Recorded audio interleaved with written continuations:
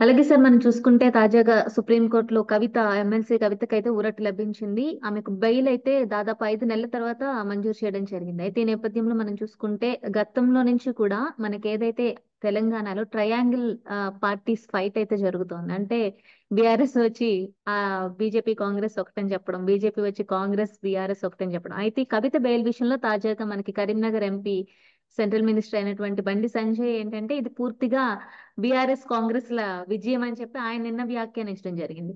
అయితే దీనిపై ఈ రోజు రేవంత్ రెడ్డి మీడియాతో మాట్లాడుతూ ఇది పూర్తిగా బీజేపీ బీఆర్ఎస్ ల విజయం అని చెప్పి ఆయన అంటున్నారు. అలాగే కవిత బెయిల్ పై కూడా ఆశ్చర్యం వ్యక్తం చేస్తున్నారు, అనుమానాలు వ్యక్తం చేస్తున్నారు. ఏ విధంగా చూడాలి? ప్రజలతో మైండ్ గేమ్ ఆడుకుంటున్నాయి ఈ మూడు పార్టీలు కూడా. మూడు ముక్కల ఆటలో మైండ్ గేమ్ ఆడుతున్నాయి. ఇప్పుడు ఇవాళనే కాదు, గత 2 సంవత్సరాలు కాదు. మొదట్లో అసెంబ్లీ ఎన్నికల కన్నా ముందు తెలంగాణలో జరిగింది ఏమిటి? బీజేపీ బీఆర్ఎస్ ఒకటే అని ప్రచారం చేశాం. ఎప్పుడైతే బీజేపీతో బీఆర్ఎస్ కటిఫ్ చేసిందో, నేను ఈ కూటమిలో ఆ కూటమిలో ఉండనున్నారు. ఇద్దరు కూడా 2 జాతీయ పార్టీలు ప్రాంతీయ పార్టీని చంపడానికి ఆనాటించే ప్రయత్నం మొదలుపెట్టారు. అందుకని బీఆర్ఎస్ బీజేపీ ఒకటే కాంగ్రెస్ అంటది, కాంగ్రెస్ బీఆర్ఎస్ ఒకటే బీజేపీ అంటది. ఇందులో మొదటి దేశ ఏదైతే అసెంబ్లీ ఎన్నికలలో బీజేపీ కొంచెం నష్టపోయింది. ఇద్దరు ఒకటే అనుకునే క్రమంలో కొంత పబ్లిక్ ఏం చేసిందంటే కాంగ్రెస్ ఓట్లు వేశారు. కానీ కాంగ్రెస్ లాభపడ్డది. బండి సంజయ్ స్వయంగా ఆనాడు ఏమన్నాడు?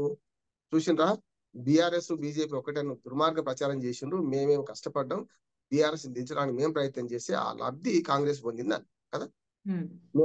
మేము ప్రయత్నం అంతా మాది బీఆర్ఎస్ ను బదనాం చేయడంలో, కానీ వాళ్ళు కేవలం వీళ్ళిద్దరు ఒకటి అని ప్రచారం ఎక్కువ చేయడం వల్ల మేము నష్టపోయినాం. మాకు 8 సీట్లు వచ్చినాయి అసెంబ్లీలో, వాళ్ళకి 39 వచ్చినాయి, కాంగ్రెస్ 64 సీట్లు వచ్చినాయి అని చెప్పి బండి సంజయ్ స్వయంగా. అంటే కృషి మాది, ఫలితం వాళ్ళదే అయిందన్న. రెండో మన పార్లమెంట్ ఎన్నికలకు వచ్చేవరకు ఏమైంది? సేమ్ అదే ప్రచారాన్ని మళ్ళీ మన కాంగ్రెస్ చేసింది. బీఆర్ఎస్ బీజేపీ ఒకటే. ఎందుకంటే బీజేపీ వాళ్ళు చేసిన తప్పిదాల వల్ల ప్రచారం ఎక్కువైంది. ఎట్లా? బీజేపీ ఏమన్నది, బండి సంజయ్ ఏమన్నాడు? కవిత అరెస్ట్ 2 రోజులు అయిపోతుంది, 3 రోజులు అయిపోతుంది అని ఎప్పుడు అన్నాడు? ఈ ఏజెన్సీస్ అంటే కేంద్ర ప్రభుత్వ ఏజెన్సీస్ సిబిఐ గాని ఈడీ గాని వాళ్ళు స్పందించక ముందే రేపో ఎల్లుండి అరెస్ట్ అవుతారని చెప్పి అసెంబ్లీ ఎన్నికల ముందు అని ఊరుకోవడం వల్ల ఏమైంది? ఏజెన్సీస్ మాట్లాడే, రాజకీయ నాయకులు మాట్లాడి, ముఖ్యంగా సంజయ్ మాట్లాడి, దానివల్ల ఏమైంది అంటే మీరు ఇద్దరు ఒకటే, అరెస్ట్ చేయలేదంటే మీదే కారణం అని చెప్పి కాంగ్రెస్ ప్రచారం చేసుకుంది, గెలిచింది. కానీ పార్లమెంట్ ఎన్నికలకు వచ్చేవరకల్లా మళ్ళీ బీజేపీ వాళ్ళు ఏమన్నారు? కాంగ్రెస్ బీజేపీ బీఆర్ఎస్ ఒకటే, మీరు ఒకటే అని చెప్పి ప్రచారం మొదలుపెట్టారు. అప్పుడు ఏం చేసిందంటే, అసలు బీఆర్ఎస్ కు అక్కడ దాకా ఎందుకు పంపుతాం? 2 జాతీయ పార్టీలు, బీఆర్ఎస్ ఏ కూటమిలో లేదు, ఇండియా కూటమిలో లేదు, ఎన్డీఏ కూటమిలో లేదు. ఎందుకు అప్పుడు పంపడం ప్రజలు ఏమనుకున్నారంటే బీజేపీకి ఈసారి ఇచ్చుద్దాం అనుకున్నారు. అది కొత్త కాదు. 2018లో అసెంబ్లీ ఎన్నికల్లో బీఆర్ఎస్ కు అప్రతిహత మెజార్టీ 88 సీట్లు ఇచ్చి బీజేపీకి ఒకటే సీట్ ఇచ్చింది అన్నాడు. ఎందుకు? రాష్ట్రంలో బీఆర్ఎస్ అధికారంలో ఉండాలనుకున్నారు. 2019 ఎన్నికలకు వచ్చి ఏం చేసిన? జాతీయ స్థాయి పార్టీలు 2 ఉన్నాయి మన దగ్గర, ప్రాంతీయ పార్టీని ఎందుకు పంపాలి? సర్కారు 16 అంటే 16 ఇయ్యాలి, 9 చేసి 3 సీట్లేమో బీజేపీకి, 4 సీట్లు పార్లమెంట్ సీట్లు కాంగ్రెస్ కి ఇచ్చినారు. అంటే ఒక 9 నెలల తేడాలో ప్రజలు చాలా సెన్సిబుల్ గా ఆలోచన చేసిండ్రు, చాలా బ్రహ్మాండంగా ఒక మంచి తీర్పు ఇచ్చారు. 9 నెలల తీర్పుల్లో జాతీయ స్థాయిలో ఒక రకంగా స్పందించారు, పార్లమెంట్ ఎలక్షన్స్ లో మనకు రాష్ట్ర ఎన్నికల్లో.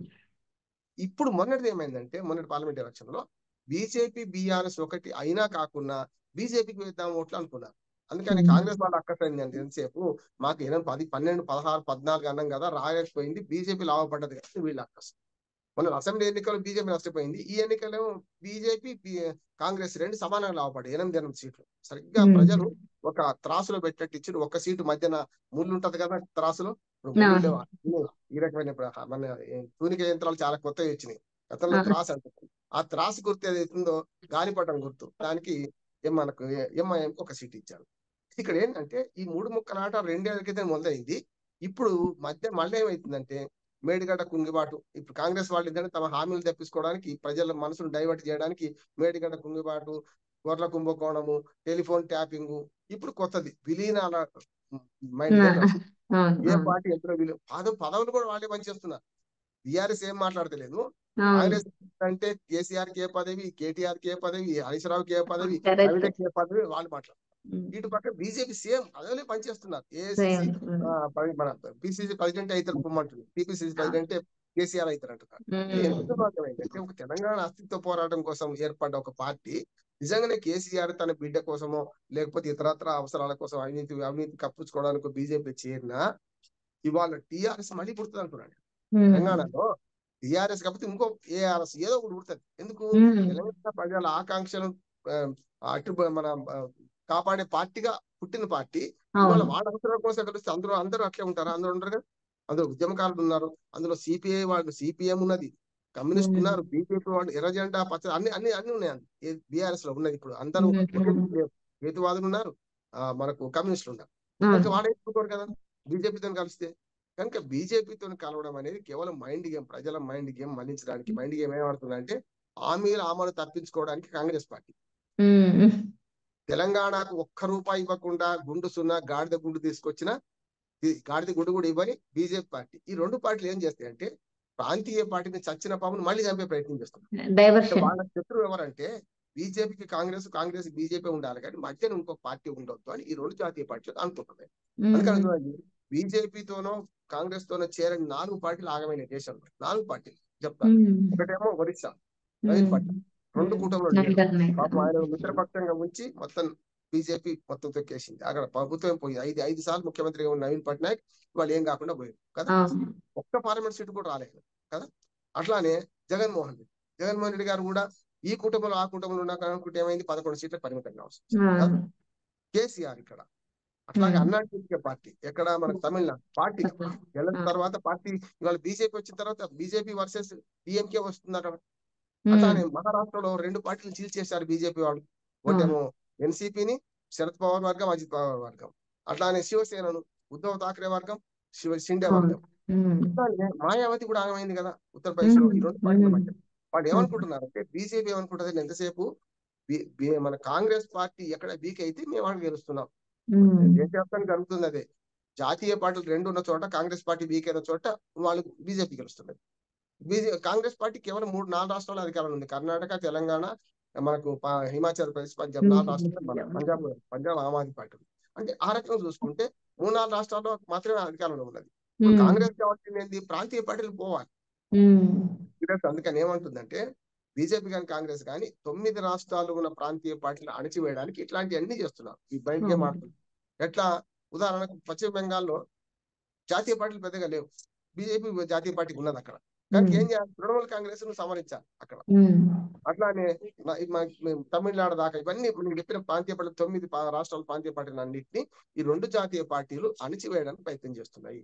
రెండోది, ఈ మూడోది, ఇప్పుడు కవిత పేరు గురించి వస్తే కాంగ్రెస్ వాళ్ళు మాట్లాడినా మన ఎవరు బండి సంజయ్ బీజేపీ మాట్లాడి చాలా శుద్ధ తప్పు. ఇది ఒకవేళ కోర్టులను ఇట్లా ఈ మాటలు కానీ ఇంగ్లీష్ లో తర్జుమా చేసి సుప్రీంకోర్టుకు పంపిస్తే అందరి మీద కేసు అవుతుంటారు. న్యాయవాది చెప్తున్నా నేను. ఇక్కడ ఒకసారి బెయిల్ గురించి ఒకసారి మాట్లాడుతున్నాను. కవిత ఇప్పటికి 6 సార్లు బెయిల్ ప్రయత్నం చేసింది. అరెస్ట్ అయినప్పటి మార్చి అంటే 166 రోజులు నిన్నటి వరకు జైల్లో ఉంటారు.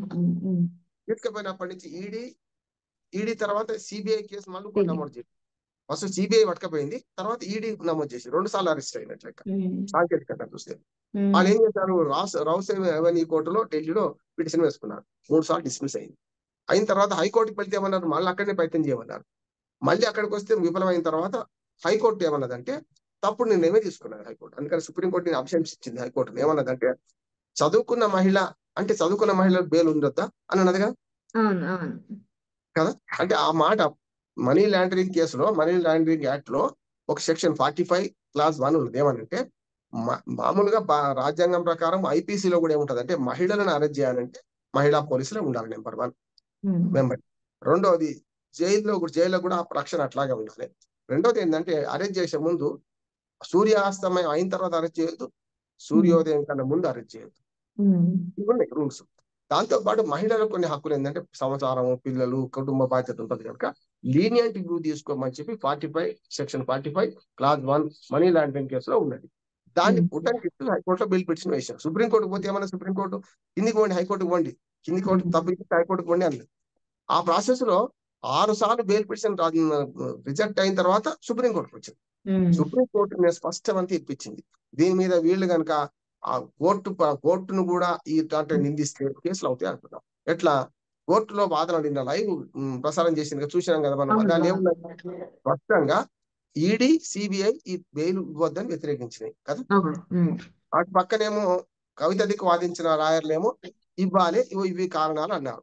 అప్పుడు సిబిఐ ఈడీ లాయర్లు ప్రశ్నించింది కోర్టు, సుప్రీంకోర్టు ఏమని, సుప్రీంకోర్టు ధర్మాసనం ప్రశ్నించింది. ఏమని ప్రశ్నించారు వాళ్ళంటే, ఛార్జ్ షీట్ పడ్డదా, ఇంకేమైనా ఉందా, పడ్డది, దర్యాప్తు ఇంకా మిగిలి ఉందా, దర్యాప్తు పూర్తయిందా, అయింది, ఇంకేం కావాలి మీకు. ప్రాథమికంగా నేను యాజ్ అడ్వకేట్ చెప్తున్నాను, ఇక్కడ సమస్య ఏంటంటే ప్రజల ఎవరైనా సరే, అది ధనవంతుడా, విద్యావంతురాలా, ఆడవాళ్ళ, మగవాళ్ళ, అందరికీ ఒకటే న్యాయం. మీరు ముస్లింలకు న్యాయం, హిందువులకు న్యాయం లేదు. సిఆర్పిసి, ఐపీసీ అందరికి వర్తిస్తుంది. Hindu succession law and laws అంటే పర్సనల్ లాస్ మాత్రం వేరే ఉంటాయి, సివిల్ లాస్, కానీ క్రిమినల్ లాస్ అందరికి ఒకటే కదా. అందులో ఏమున్నదంటే వ్యక్తి నిర్బంధం వద్దు అని ఉన్నది. ప్రాథమిక మనకు ఏమంటారు, పౌర హక్కుల ప్రకారం కానీ మానవ హక్కుల ప్రకారం కానీ ఒక మనిషిని నిర్బంధించాలంటే దానికి తగిన కారణాలు చూపించాలి కోర్టుకు. తగిన కారణాలు ఏంటి, పారిపోతాం, పాస్పోర్ట్ తీసుకోమని సాక్షులు ప్రభావితం చేస్తారు, రెండోది కూడా చేస్తారు కదా, కాకుండా చూసుకోవాలన్నారు. తమ అధికార పరిధిని వాడుకొని వీళ్ళు చేస్తారని చెప్పి కేజ్రీవాల్ అరెస్ట్ చేసిండు, సిసోడియా అరెస్ట్ చేసిన. అంతకుముందు సిసోడియా అయితే 18 నెలలు జైల్లో ఉన్నాడు, నేను కాక మొన్న బెయిల్ వచ్చింది. బెయిల్ రావడం అంటే బెయిల్ ప్రాథమిక హక్కు. వ్యక్తిని నిర్బంధించాలా వద్దా అనేది చట్టపరంగా కోర్టులు చూసుకుంటాయి. ఇంకా రిమాండ్ పంపినప్పుడు కూడా ఆశామాషిగా రిమాండ్ చేయరు, వాళ్ళ వాదన విన్న తర్వాత రిమాండ్ చేస్తారు. ఇప్పుడు ఏమైంది, అదనపు ఆధారాలు లేవు, ఆల్మోస్ట్ ఆల్ మన ఛార్జ్ షీట్ పడ్డది అయిపోయింది. మూడోది ఏమన్నారు, ఈమెతో ఇంకేమైనా పని ఉందా, కోరి కస్టడీకి అడుగుతున్నారా, అది కూడా లేదు కదా. అందుకని కోర్టు ఏమన్నదంటే ఈ 3 కారణాలు చూపెట్టుకుంటూ కింద high court section 45 clause 1 money laundering కేసులో తీర్పు ఇచ్చింది, అది మీరు చదువుకున్న వాళ్ళ ఆడవాళ్లకు మేలు ఇవ్వద్దా అని అనుకుంటూ మొట్టికాయలు ఇది సాంకేతికంగా చూడాలి దీని ఎంతవరకే. కానీ ఏం చేస్తుంది ఇప్పుడు, రేవంత్ రెడ్డి అయినా తప్పే, వాళ్ళ టీఆర్ఎస్ లో ఈమె సమర్థించినట్టు కాదు. ఇంకోటి ఈ బీఆర్ఎస్ వర్గాలు కూడా పెద్ద సంబరాలు చేసుకుంటారు, ఏదో మొత్తం గెలిచేసినట్టు, అది కూడా తప్పే అంటున్నాను. ఎందుకంటే అయితే అంతే తప్ప బెయిల్ మాత్రమే అడిగిన ముత్యంలాగా బయట రాలే, ఉన్నది మెడ మీద కత్తి ఇంకా వేలాడుతూనే ఉన్నది కదా. ఇంకా కేసు నడవాలి, ట్రయల్ నడవాలి, అప్రూవర్ గా మారిన వాళ్ళు కవిత ఇప్పుడు ఉర్దూలో సామాన్య ఆయనై గిలాస్ పొడిదియా అని ఉన్నది. ఇవాళ ఏం చేసి 100 కోట్లు చాలా చిన్నది, పీనట్స్. మేడిగడ్డ గాని గొర్రెల కుంభకోణం కానీ చూస్తుంటే 100,000 కోట్ల కుంభకోణాలు మనం చూస్తున్నాము. A to Z స్కామ్లు చూసాము, అలా 1,000 కోట్ల రూపాయలు ఇన్వాల్వ్ అయితే దిక్కులేదు. ఈ 100 కోట్లు కూడా ఏంది, మీరు ఒకసారి మద్యం పాలసీని కూడా అర్థం చేసుకోవాలి. ఏంటంటే 2021 దాకా అక్కడ ప్రభుత్వమే నడిపింది. ఇప్పుడు తమిళనాడులో ఎట్లయితే ప్రభుత్వం నడుస్తుందో షాపులు అట్లా నడిపింది.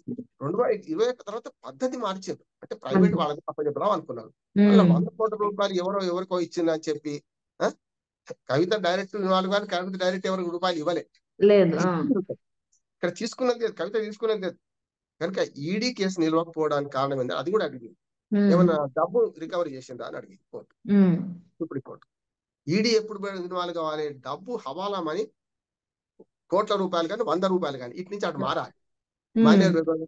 మారినవి లేవు, అప్రూవర్ గా మారిన వాళ్ళ దాన్ని చేసింది కదా. ఇప్పుడు నేనేమంటున్నానంటే ఇవన్నీ చేసినాక బెయిల్ ను అనుమానించడం అంటే బీఆర్ఎస్ బీజేపీ ఒకటి అయింది కనుక బెయిల్ వచ్చిందంటే సుప్రీంకోర్టు జడ్జిని తప్పట్టినట్టు కదా.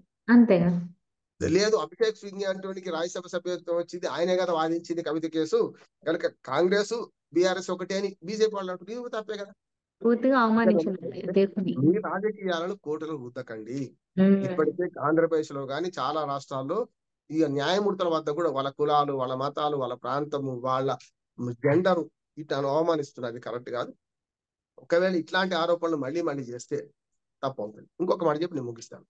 నిన్న పొద్దున్న నేను చాలా టీవీలో నేను మాట్లాడితే ఏమన్నానంటే, మన రేవంత్ రెడ్డి జోషి చెప్పాడు వారం రోజుల క్రితం ఢిల్లీ పోయినప్పుడు, ఏమని, చూడండి రివైండెడ్ పేరు వస్తుంది ఇట్లా అన్నాడు. ఏం చేయాలి రామ్మోహన్ రావు గారు అని అడుగుతుంది. నేనన్నా రైలు వస్తుందా స్టేషన్ నిలబడ్డా, మీరు లేదు, ట్రైన్ వస్తుందా రాదా, 2 చేతులు కట్టుకున్నాం.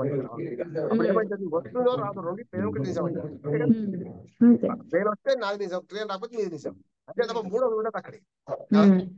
అయితే ఇక్కడ కూడా బెయిల్ వస్తుందా రాదా అంటే ఇంకే ఉదాహరణ అని ఏమన్నంటే, రేపు బెయిల్ వచ్చింది అనుకోండి, రేవంత్ రెడ్డి పెట్టిరైపోతాడు, మాట్లాడతాడు, చూసిందా వాళ్ళు ఇద్దరు వస్తారు. బెయిల్ రాలేదనుకోండి, బెయిల్ రాకపోతే బీజేపీ వాళ్ళు పెట్టిరైపోయేవాళ్ళు, చూసినావా బెయిల్ రాలే, మేము మా బాధ్యులమా అని వీళ్ళు అంటారు. ఇప్పుడు బెయిల్ వచ్చిన తర్వాత ఇద్దరు అదే పాఠం అనుకున్నారు, ఏది అనుకున్నారు. అందుకని విలీన రాజకీయాలు ఈ అవినీతి రాజకీయాలు వీటన్నిటి ఎందుకు ఇస్తుందంటే కాంగ్రెస్ పార్టీ ఏమో తమ హామీలను ఇవ్వకుండా తప్పించుకునే ప్రయత్నంలో ప్రజల మూడును డైవర్ట్ చేయడం, ప్రజల అటెన్షన్ డైవర్ట్ చేయడం కోసం కాంగ్రెస్ పార్టీ. బీజేపీ బీఆర్ఎస్ ఒకటే ప్రచారం చేస్తే మళ్ళీ పంచాయతీ ఎన్నికల్లో కూడా మాకు ఓట్లు పడాలని కాంగ్రెస్ పార్టీ చూస్తున్నది. బీఆర్ఎస్ మన కాంగ్రెస్ ఒకటని బదనాలు చేస్తే మేము మధ్యన సందట సడమే అని వీళ్ళిద్దరిని అణచివేసి మేము గొప్ప సంపాదించాలని బీజేపీకి క్షేత్రస్థాయిలో పంచాయతీ లెవెల్లో కార్యకర్తలు లేరు. పట్టణాల్లో ఉన్నారు, నగరాల్లో ఉన్నారు, కానీ పంచాయతీ లెవెల్లో లేరు. కనుక ఈ రెండు ఒకటే ప్రచారం చేస్తే మా కొంత లాభం అయితే వీళ్ళు చూస్తున్నారు. చివరికి ప్రజలను ఫూల్స్ చేస్తున్నారు. ప్రజలు ఫూల్స్ కాదు.